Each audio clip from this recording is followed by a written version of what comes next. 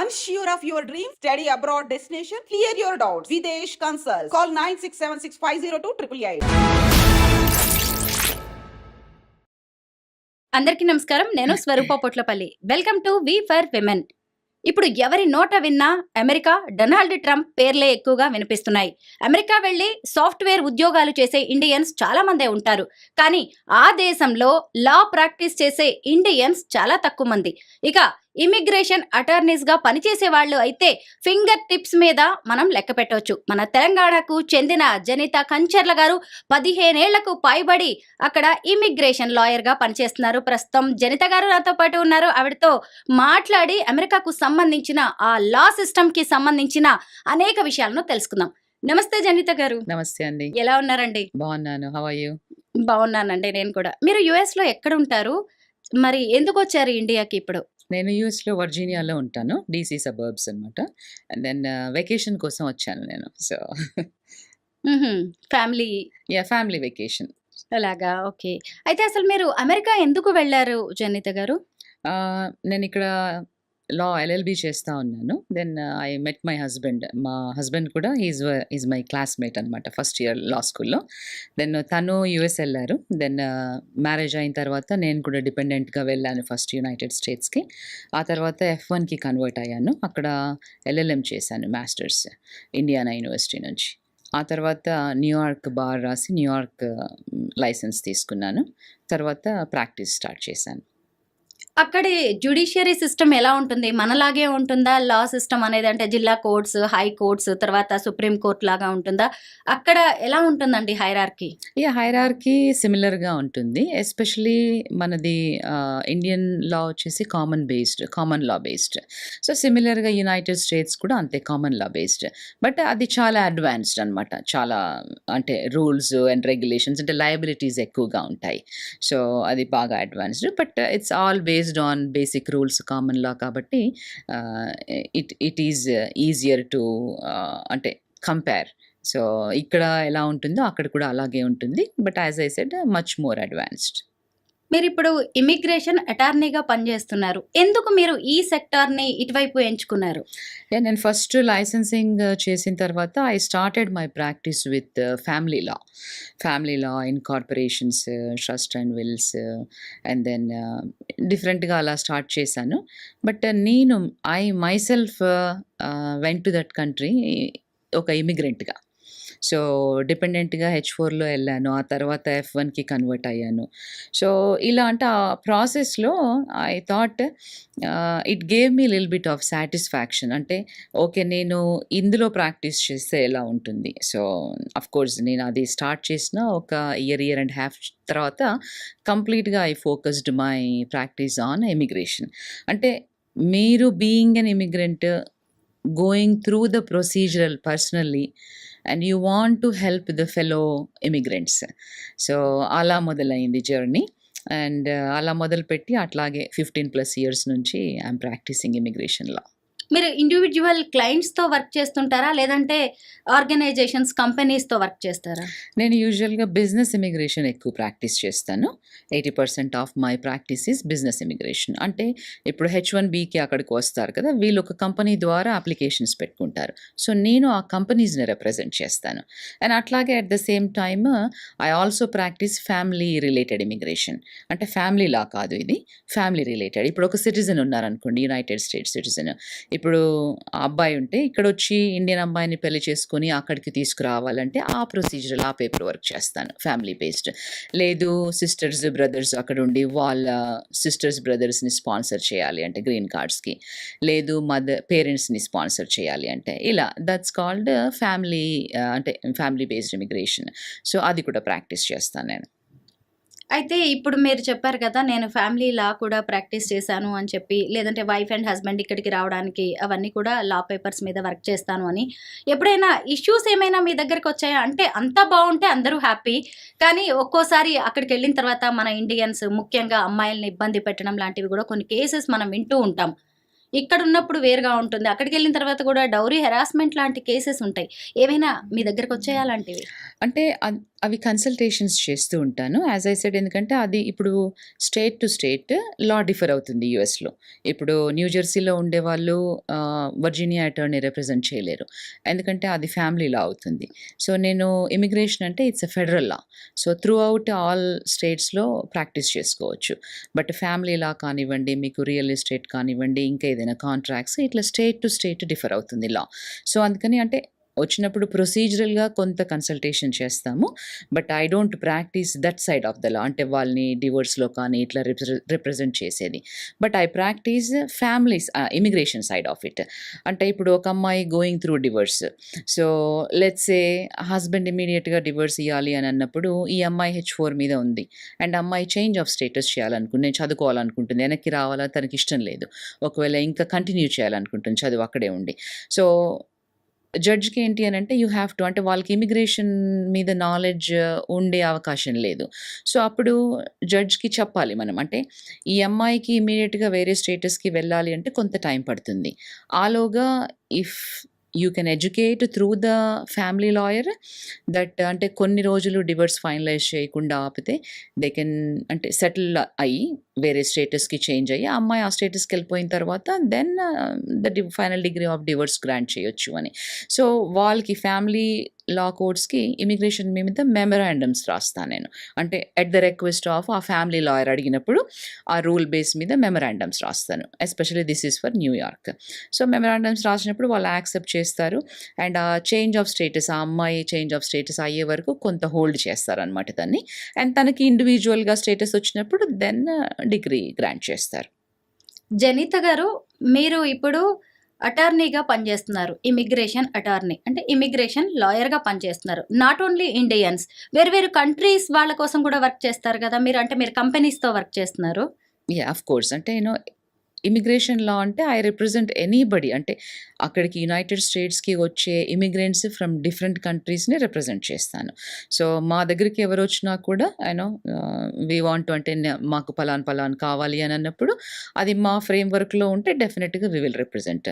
So different countries నుంచి doctors కానివ్వండి, ఇప్పుడు ప్రొఫెసర్స్ కానివ్వండి, యూనివర్సిటీలో చేసేవాళ్ళు, ఎక్కువగా IT related. Most of the practice is IT related.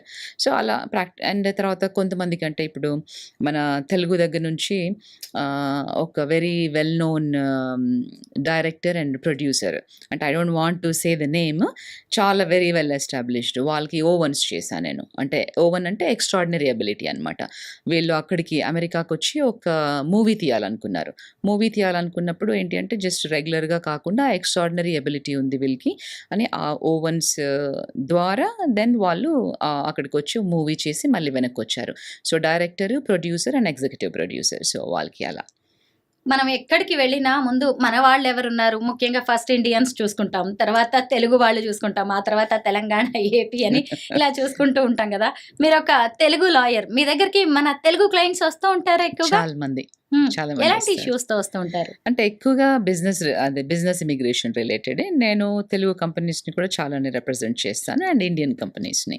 So family పరంగా అయినప్పుడు, ఇప్పుడు అంటే మీరు ఇందాక చెప్పారు ఒక ఇష్యూ, అంటే అక్కడికెళ్ళి ఇబ్బంది పడుతూ ఉంటారు గర్ల్స్ అని. సో అలాంటి విషయాల్లో కూడా వాళ్ళకి ఏమైనా డౌట్స్ ఉన్నప్పుడు కాల్ చేస్తూ ఉంటారు. సో అలాంటి అబ్యూజివ్ సిట్యుయేషన్ ఉన్నప్పుడు కొంత వాళ్ళకి మేము ఫ్రీగా కన్సల్టేషన్ చేస్తాము. అంటే బేస్డ్ ఆన్ ఇండివిజువల్‌గా కేస్ టు కేస్ అసెస్ చేసి ఫ్రీ కన్సల్టేషన్స్ ఇస్తాము. Not for everybody. అంటే వాళ్ళు క్వాలిఫై అయ్యి వాళ్ళకి ఆ అమ్మాయికి లెట్స్ సే ఇప్పుడు she is going through the divorce. తనకి ఏమీ ఇన్‌కమ్ లేదు. ఎలా పే చేస్తుంది అటార్నీ ఫీ కదా! సో నా టైం నుంచి ప్రొబోనోగా ఒక 30 మినిట్స్ అట్లా 1 అవర్ తనకి ఎడ్యుకేట్ చేస్తాననమాట. సో ఎస్పెషల్లీ ఎక్కువగా ఇక్కడ నుంచి వెళ్ళే వాళ్ళు గుర్తుంచుకోవాల్సింది ఏంటి అంటే, అక్కడికెళ్ళిన తర్వాత అంటే వీళ్ళు డిపెండెంట్ స్టేటస్ మీద వెళ్తూ ఉంటారు.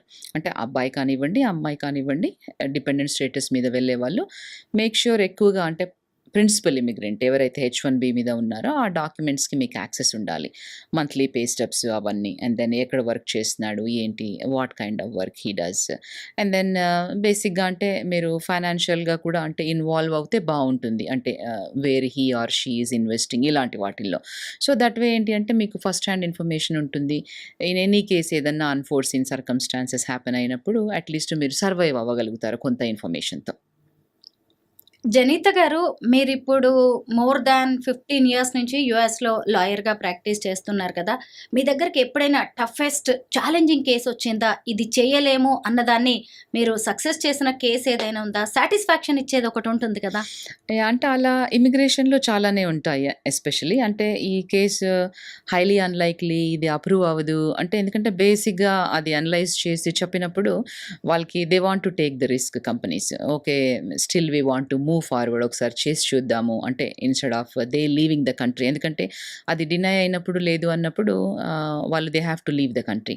అట్లా ఎంటీఆర్స్ చేసినప్పుడు కానివ్వండి, టఫ్ ఆర్ఎఫ్ఎస్ చేసినప్పుడు కానివ్వండి, అవి అప్రూవ్ అయినప్పుడు we really feel very happy. And then వాళ్ళు వచ్చి మా దగ్గర అంటే మీరు ఇలా అంటే ఇంకొక అనదర్ ఛాన్స్ ఇచ్చారు మాకన్నప్పుడు యూ రియల్లీ ఫీల్ హ్యాపీ. అంటే keeping monetary side a value అంటే అసైడ్ మనీని పక్కకు పెడితే the satisfaction will be there. అంటే కొంత కమ్యూనిటీకి సర్వ్ చేస్తున్నప్పుడు. సో, అక్కడ కూడా తెలుగు ఆర్గనైజేషన్స్ ద్వారా ఏదన్నా వెబినార్స్ కానివ్వండి, ఇట్లా తెలంగాణ ఆర్గనైజేషన్స్ నుంచి మొన్న రీసెంట్‌గా గ్లోబల్ తెలంగాణ ఆర్గనైజేషన్ నుంచి ఒక వెబినార్ చేశాము. సో, ఇట్లా డిఫరెంట్ ఎవరన్నా అడిగినప్పుడు కమ్యూనిటీ కోసం అడిగినప్పుడు డెఫినిట్‌గా ఐ విల్ డూ ఇట్. మీ హస్బెండ్ మీ క్లాస్‌మేటే అని చెప్పారు కదా! ఆయన గురించి చెప్పండి. ఆయన ఏం చేస్తుంటారు యూఎస్‌లో? యాక్చువల్‌గా తను సాఫ్ట్‌వేర్ ఇండస్ట్రీలో వచ్చారు ఫస్ట్. తర్వాత స్లోగా నా ప్రాక్టీస్ పికప్ అయిన తర్వాత then he resigned his job for ఒక గుడ్ రీజన్‌కి. He he was elected as a president for ఒక నాన్ ప్రాఫిట్ ఆర్గనైజేషన్‌కి, తెలంగాణ నాన్ ప్రాఫిట్‌కి. సో, తన ఉద్యోగం వదిలేసి ఆ పర్టిక్యులర్ ఆర్గనైజేషన్‌కి ఒక 2 ఇయర్స్ వర్క్ చేసి టువర్డ్స్ అంటే లాట్ ఆఫ్ స్టేట్స్ తిరిగారు వితిన్ ద యునైటెడ్ స్టేట్స్. ఆయన ఆ తర్వాత కంట్రీస్ కూడా డిఫరెంట్ కంట్రీస్. అండ్ అట్లా and at the same time నేను ఓన్లీ ప్రాక్టీసే చేస్తాను, లా ప్రాక్టీస్. మిగతా అంతా కూడా అంటే ఐటీ సైడ్ కానివ్వండి, మా ఫైనాన్సెస్ అదంతా he will take care. So, it's a balanced work between both of us. Global Telangana association founder Vishweshwar Reddy garu మీ హస్బెండ్. ఎస్.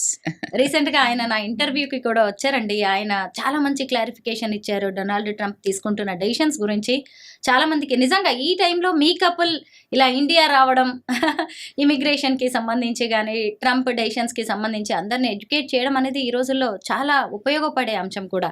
మీరేమంటారు అసలు ఇప్పుడు ట్రంప్ తీసుకుంటున్న డెసిషన్స్ అన్నీ కూడా ప్రపంచాన్నే షేక్ చేస్తున్నాయి. అంటే ఫస్ట్ మీడియాకి థ్యాంక్ యూ చెప్పాలి. ఎందుకనంటే మీరు మేమిక్కడ ఉన్నాము అని మా సర్వీసెస్ తీసుకొని మా ద్వారా కమ్యూనిటీకి మీరు కూడా హెల్ప్ చేస్తున్నారు. సో, మేమిద్దరం కూడా కమ్యూనిటీ సర్వీస్ ఓరియెంటెడ్ కాబట్టి వి ఆర్ హ్యాపీ. ఎస్పెషల్లీ చాలామంది పేరెంట్స్ కానివ్వండి, కిడ్స్ కానివ్వండి చాలా పానిక్ అవుతా ఉన్నారు. సో, ఇప్పుడు అంటే ట్రంప్ ఈ సెకండ్ టర్మ్‌లో తీసుకునే డెసిషన్స్ ఎగ్జిక్యూటివ్ ఆర్డర్స్ ఏవైతే ఉన్నాయో దానివల్ల కొంత ఎఫెక్ట్ ఉంటుంది. అది ఎవరికి అంటే ఇల్లీగల్‌గా అక్కడ ఉన్న వాళ్ళకి, అన్‌ఆథరైజ్డ్‌గా వర్క్ చేసే వాళ్ళకి, ఇల్లీగల్‌గా ఉండే వాళ్ళకి. సో, ఎందుకంటే మీరు ఒక కంట్రీలో ఉన్నప్పుడు ఆ country rules and regulations follow అవ్వాలి. ఫాలో అవ్వకపోతే ఏ కంట్రీలో అయినా అది అమెరికానే కాదు ప్రపంచంలో మీరు వాళ్ళ కంట్రీకెళ్ళి వాళ్ళ రూల్స్ అండ్ రెగ్యులేషన్స్ ఫాలో అవ్వకపోతే డెఫినెట్‌గా కాన్సిక్వెన్సెస్ ఉంటాయి. సో, సిమిలర్‌గా ఇప్పుడు అక్కడ అదే చేస్తా ఉన్నారు. అంటే స్టూడెంట్స్ ఎక్కువగా ఇక్కడ నుంచి వెళ్ళి అన్‌ఆథరైజ్డ్ వర్క్ ఏదన్నా చేస్తా ఉంటే వాళ్ళు ఇంకా స్టాప్ చేయాలి. అంటే స్టూడెంట్స్ అంటేనే అంటే మనం స్టూడెంట్ అని అంటున్నాము. అంటేనే చదువుకోవడానికి ఎళ్లారు వాళ్ళు అక్కడ పని చేయడానికి కాదు. సో, వర్క్ వీసాస్‌లో అంటే H1బీస్‌లో ఇట్లా వెళ్ళే వాళ్ళని వాటిని వర్క్ వీసాస్ అంటాం మనం. సో, అట్లా కాకుండా స్టూడెంట్ వీసా మీద వెళ్లారు కాబట్టి మీరు ఎక్కువగా ఎడ్యుకేషన్ మీద ఫోకస్ చేయండి. అండ్ దెన్ ఒకసారి ఎడ్యుకేషన్ అయిపోయాక సక్సెస్‌ఫుల్‌గా then you will have good career opportunities for you. So, లాకి కంప్లై అవ్వండి. రూల్స్ అస్సలు వయలేట్ చేయొద్దు.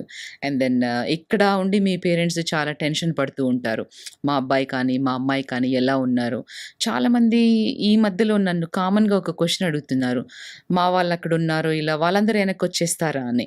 సో అది చాలా ఫన్నీగా అనిపించింది నాకు. ఎందుకంటే అక్కడ ఉన్న వాళ్ళందరినీ రూల్స్కి కంప్లై అయ్యే వాళ్ళని ఎవరిని వెనక్కి పంపించరు. ఓన్లీ ఎవరైతే అన్ఆథరైజ్డ్గా వర్క్ చేస్తున్నారో, లీగల్ డాక్యుమెంట్స్ లేకుండా ఎవరైతే ఉన్నారో వాళ్ళని మట్టుకే పంపిస్తారు. మిగతా వాళ్ళందరూ అక్కడే ఉంటారు. అండ్ ఎస్పెషల్లీ ఇండియన్స్ అనగానే చాలా హార్డ్ వర్కింగ్ నేచర్ ఉంటుంది వాళ్ళకి. అండ్ ఎకానమీకి చాలా కాంట్రిబ్యూట్ చేస్తారు. వాళ్ళు కంపెనీస్ పెట్టనివ్వండి, బిజినెసెస్ పెట్టనివ్వండి, డిఫరెంట్ వేస్లో ఎకానమీకి చాలా కాంట్రిబ్యూట్ చేస్తారు. ట్యాక్సెస్ అంటే ఎంప్లాయ్మెంట్ జనరేట్ చేస్తూ ఉంటారు. సో ఆ ఆస్పెక్ట్లో కూడా మనం చూడాలి. వాళ్ళందరూ అలాగే ఉంటారు. ఓన్లీ ఎవరైతే రూల్స్ ఫాలో అవ్వకుండా ఉన్నారో వాళ్ళు మటుకే వెనక్కి వచ్చేస్తారు. ఇప్పుడు జన్మతః వచ్చే పౌరసత్వాన్ని కూడా రద్దు చేస్తున్నారు ట్రంప్. అంటే అది ఇప్పుడు కొద్ది రోజుల పాటు హోల్డ్ చేశారు. అక్కడ కోర్ట్సే వాటిని ఒప్పుకోలేదు. మీరేమంటారు? ఎందుకంటే మీరు ఒక ఇమిగ్రేషన్ అటార్నీ కదా, దీని మీద మీ అభిప్రాయం ఏంటి? అంటే ఇది ఆల్రెడీ ఇంతకుముందు ఒకసారి సుప్రీం కోర్టులో అప్హెల్డ్ చేశారు. అంటే జన్మతః వచ్చే సిటిజన్షిప్ని, బర్త్ రైట్ సిటిజన్షిప్ని అలా ఇవ్వాలి అనేది. బట్ ఇప్పుడు ఉన్న ప్రెసిడెంట్కి ఒక డిఫరెంట్ పర్స్పెక్టివ్ ఉంది దాని మీద. అందుకని బర్త్ రైట్ సిటిజన్షిప్ రద్దు చేస్తూ ఒక ఎగ్జిక్యూటివ్ ఆర్డర్ చేశారు. సో దాన్ని ఆల్రెడీ కోర్టులో సూ చేశారు. ఫెడరల్ జడ్జ్ టెంపరీగా స్టే ఇచ్చారు. సో కాకపోతే ఈ స్టే ఏంటి అని అంటే ముందు ఇంకా ఆర్గ్యుమెంట్స్ బేస్డ్ మీద ఎలా డిసైడ్ అవుతుంది, అది అక్కడ నుంచి ఇంకా డిఫరెంట్ లెవెల్స్లో కోర్ట్స్కి వెళ్తుంది. అంటే లోయర్ కోర్ట్స్ నుంచి it comes to the higher courts. And ఈవెన్చువల్గా ఈ స్పెసిఫిక్ టాపిక్ అనేది Supreme Court of the United స్టేట్స్లో ఎండ్ అయ్యే అవకాశం ఉంది. ఇంకా అక్కడ వరకు రాలేదు, బట్ ఈవెన్చువల్గా it will go there. And ఇప్పుడైతే టెంపరీగా స్టే ఉంది కాబట్టి ఓకే. బట్ బేస్డ్ ఆన్ అంటే జడ్జ్ రూలింగ్ ఎలా ఇస్తారు దాంట్లో అనే దాన్ని బట్టి ఉంటుంది.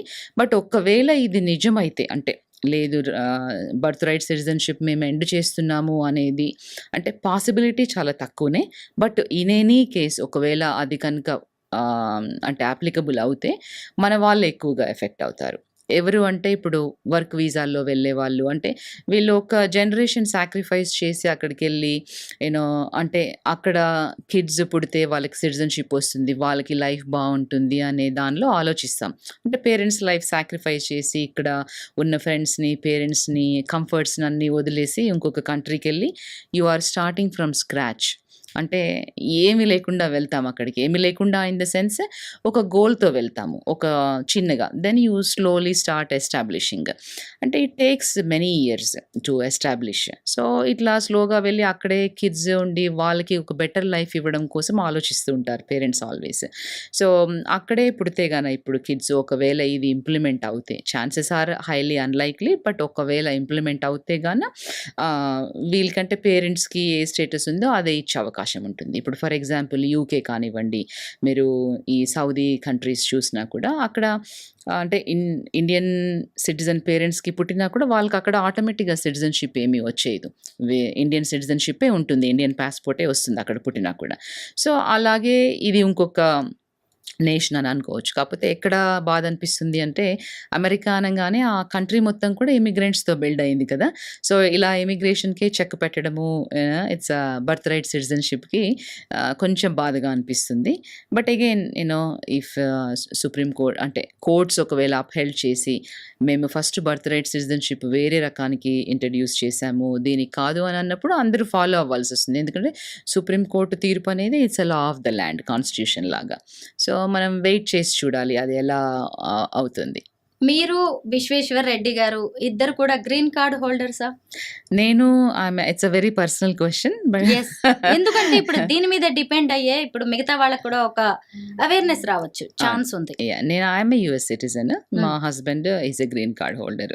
సో ఇట్ డిపెండ్స్, అంటే ఇట్స్ అ పర్సనల్ చాయిస్. నువ్వు అంటే సిటిజన్షిప్ ఎంచుకున్నావు ఎందుకు, గ్రీన్ కార్డ్ ఒక్కొక్కరికి ఒకటి ఉంటుంది. ఇది నా పర్సనల్ చాయిస్, అది తన పర్సనల్. ఎందుకంటే ఇప్పుడు దీని మీద డిపెండ్ అయ్యే మీ పిల్లల సిటిజన్షిప్ ఉంది కాబట్టి. లేదు, మా అమ్మాయి అక్కడే పుట్టింది కదా. అంటే లా ఎలా వర్కౌట్ అవుతుంది అంటే ఇంప్లిమెంట్ చేసినప్పటి నుంచి it will go forward, it doesn't come back. ఫిబ్రవరి 20 నుంచి అని ఆయన చెప్పారు, అది కూడా స్టే వచ్చేసింది ఫ్యూచర్ లో. So my daughter is already 21 year old. So ఎందుకంటే పాత వాళ్ళకి కూడా ఇది అప్లికబుల్ అవ్వదు, కొత్తగా పుట్టే వాళ్ళకి ఫిబ్రవరి 20 తర్వాత అని అన్నారు. దాన్ని కూడా ఇప్పుడు మీ న్యాయస్థానాలే మీలాంటి లాయర్స్ ఫైట్ చేసే దాన్ని కూడా స్టే తెప్పించారు. కాకపోతే ఒక ఈ ట్రంప్ లాంటి వాళ్ళు వాళ్ళ సిటిజన్స్ విషయంలో ఆయన చాలా పార్షియల్గా ఉంటారు. దాన్ని మనం అనడానికి కూడా లేదు, సెల్ఫిష్గా ఉంటారనే చెప్పొచ్చు. అమెరికా అగైన్ అంటూ ఉంటారు కదా ఎప్పుడు. సో ఆయన ఇప్పుడు ఇవన్నీ వస్తాయి, లీగల్ ఇష్యూస్ ఉన్నాయని తెలిసి అలాంటి స్టెప్ తీసుకున్నారు, ఎగ్జిక్యూటివ్ ఆర్డర్ మీద సైన్ చేశారు. అయితే ఫ్యూచర్ లో కూడా దీని మీద ఫైట్ చేసే అవకాశం ఉంది కదా, ఇవాళ Of course. కాకపోయినా రేపైనా. అఫ్ కోర్స్ అంటే ఇప్పుడు మేక్ అమెరికా గ్రేట్ అగైన్ అనేది Yes. ఆయన నినాదం. సో అంటే మనము సెల్ఫిష్గా అని అనుకోనే కంటే ఎక్కువ పేట్రియాట్ అని కూడా చెప్పొచ్చు. అంటే ఇప్పుడు ఎవరి కంట్రీలో ఉన్న సిటిజన్స్ని వాళ్ళ ఉద్యోగాలు వాళ్ళకు ఉండాలి, వాళ్ళ కంట్రీ ఫస్ట్ అనేది ఇట్స్ ఎ పేట్రియాటిజం, అది ఉండాలి ప్రతి ఒక్కరికి. సో అలాగని అంటే ఇప్పుడు ఆయన చేసేవన్నీ కూడా అంటే ఇల్లీగల్ ఇమిగ్రెంట్స్ని, అది కూడా క్రిమినల్ బ్యాక్గ్రౌండ్ ఉన్న వాళ్ళని ఫస్ట్ పంపించేస్తున్నారు, దట్స్ దేర్ ఫోకస్. బట్ ఈవెన్చువల్గా ఎవరైతే ఇల్లీగల్గా అన్ఆథరైజ్డ్ వర్క్ చేసే వాళ్ళని కానివ్వండి, ప్రాపర్గా డాక్యుమెంట్స్ లేని వాళ్ళని పంపించేస్తారు. అంటే అలా పంపించడము మనము వెల్కమ్ చెప్పట్లేదు, అంటే తీసుకునే డెసిషన్ అంటే యాజ్ పర్ ద రూలే, కానీ మనకు నచ్చట్లేదు. ఎందుకు నచ్చట్లేదు అని అంటే మనం అలా అలవాటు పడిపోయాం.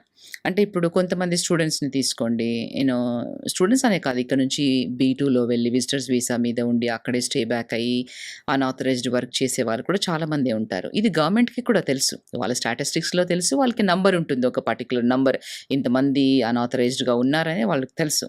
కానీ ఆ నంబర్ ఏంటి అని అంటే ఎక్కువగా అయిపోయినప్పుడు అక్కడ అమెరికన్స్కి ఎక్కువగా ఉద్యోగాలు, అంటే వాళ్ళ ఉద్యోగాలు వీళ్ళు తీసేసుకున్నప్పుడు కంట్రీ ఫస్ట్ అనే నినాదంతో వెళ్ళినప్పుడు వాళ్ళని ప్రొటెక్ట్ చేయాలి కదా.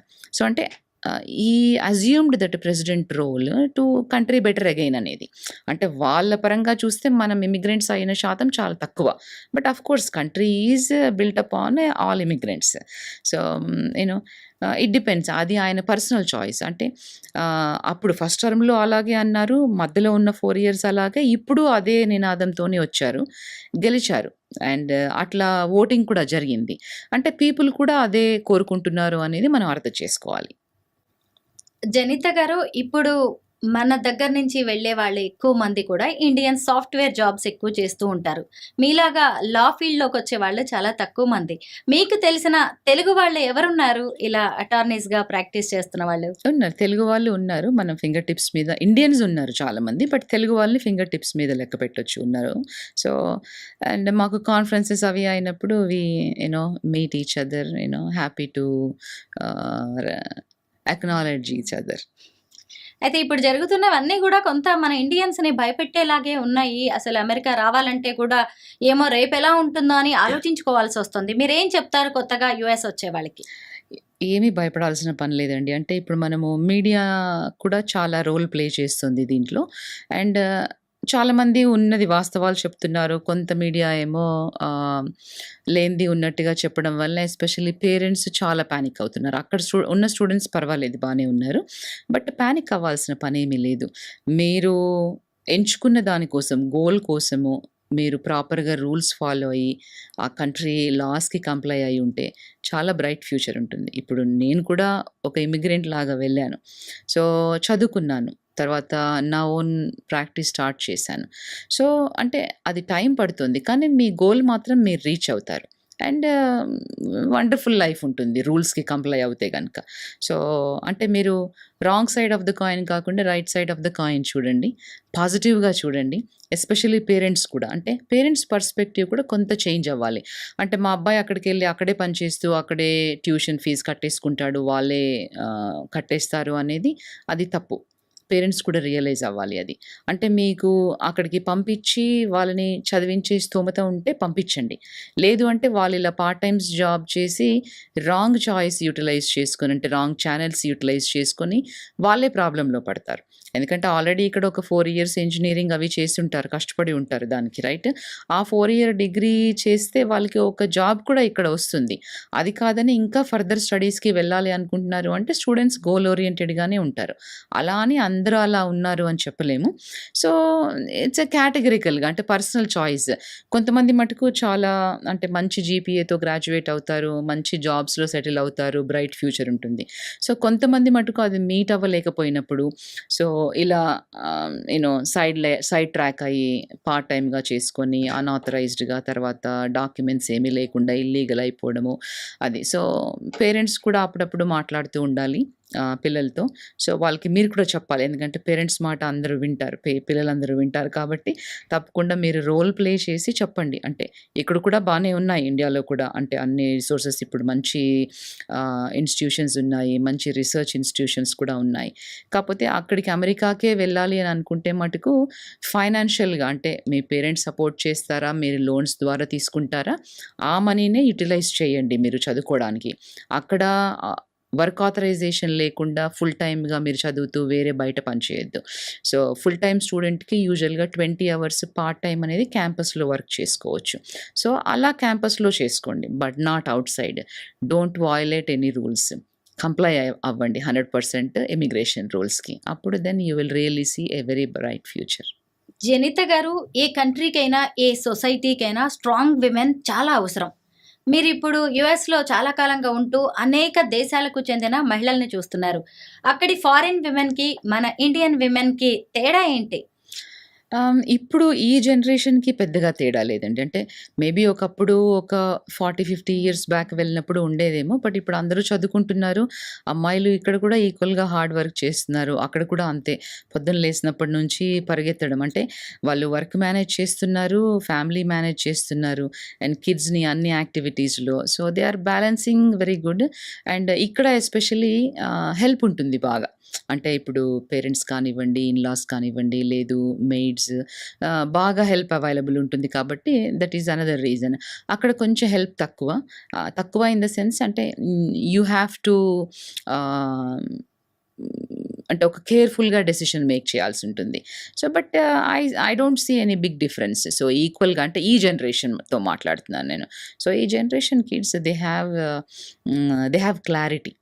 And they have ambitions, they have goals, especially అమ్మాయిలు. So, I'm really happy to see them. అంటే నాకు ఇలా చేయాలని ఉంది, నేను ఇలా అవ్వాలనుకుంటున్నాను, దిస్ ఈజ్ మై గోల్. అంటే ఒక లాంగ్ టర్మ్ గోల్స్ ఉన్నాయి వాళ్ళకి. అంటే అన్ని రంగాల్లో అంటే డాక్టర్, లాయర్, బిజినెస్‌లో కానివ్వండి, ఐటీలో కానివ్వండి, వాళ్ళ ఓన్ బిజినెసెస్. అంటే ఇప్పుడు మీరు ఇక్కడ కూడా చూస్తే ఉమెన్ చాలామంది ఉద్యోగం చేస్తూనే, ఇల్లు నడుపుతూనే ఇట్లా బొటీక్స్ అని అలా అంటే రకరకాలుగా అంటే ఏదో ఒకటి చేయాలి అనేది బాగా ఉంది వుమెన్‌కి. అండ్ అది వాళ్ళ ఫ్యామిలీ కూడా రికగ్నైజ్ చేసి, సపోర్ట్ చేసి ఒక చిన్న ముందుకి ఒక పుష్ ఇచ్చారంటే they will really make wonders. Please do thought. ఇండియన్స్‌ని అమెరికన్స్ ఎలా చూస్తూ ఉంటారు? అంటే మన దేశస్తుల మీద వాళ్ళకుండే జనరల్ ఒపీనియన్ ఏంటి? జనరల్ ఒపీనియన్ ఇండియన్స్‌ని చాలా లైక్ చేస్తారు వాళ్ళు. ఎందుకనంటే బాగా హార్డ్ వర్కింగ్ అనేది. సో, ఇప్పుడు మీరు అంటే ఒకప్పుడు బాగా డాక్టర్స్ వెళ్ళేవాళ్ళు కదా! చాలామంది ఇండియన్ డాక్టర్స్‌ని ఇష్టపడతారు. సో, వెల్ రెనౌన్డ్ డాక్టర్స్ ఉన్నారు. మంచి స్పెషలైజేషన్స్‌లో సెటిల్ అయిన వాళ్ళు ఉన్నారు. ఇప్పుడు మీరు చాలా టాప్ కంపెనీ సీఈఓస్ తీసుకుంటే కూడా మన వాళ్ళే ఉన్నారు. ఇండియన్స్, తెలుగు వాళ్ళు ఉన్నారు. సో, అట్లా అంటే బాగా సెటిల్ అయ్యి మంచి బిజినెస్ చేస్తూ, కొత్త బిజినెస్ ఆపర్చునిటీస్ చేస్తూ, ఎంప్లాయ్మెంట్స్ క్రియేట్ చేస్తూ ఎకానమీకి, యూఎస్ ఎకానమీకి చాలా కాంట్రిబ్యూట్ చేస్తున్నారు. అండ్ అలాగే అక్కడ నుంచి అంటే ఆఫ్‌షోర్ ఆఫీసెస్ అని ఇక్కడ ఎస్టాబ్లిష్ చేస్తూ, ఇక్కడ బిజినెస్‌ని కూడా అంటే ఇక్కడ ఎకానమీకి కూడా గ్రోత్‌కి కూడా వాళ్ళు కాంట్రిబ్యూట్ చేస్తున్నారు. సో, మనం వాళ్ళందరినీ అప్రిషియేట్ చేయాలి. థాంక్ యూ సో మచ్ జనిత గారు. వెల్కమ్ అండి. Thank you for the opportunity.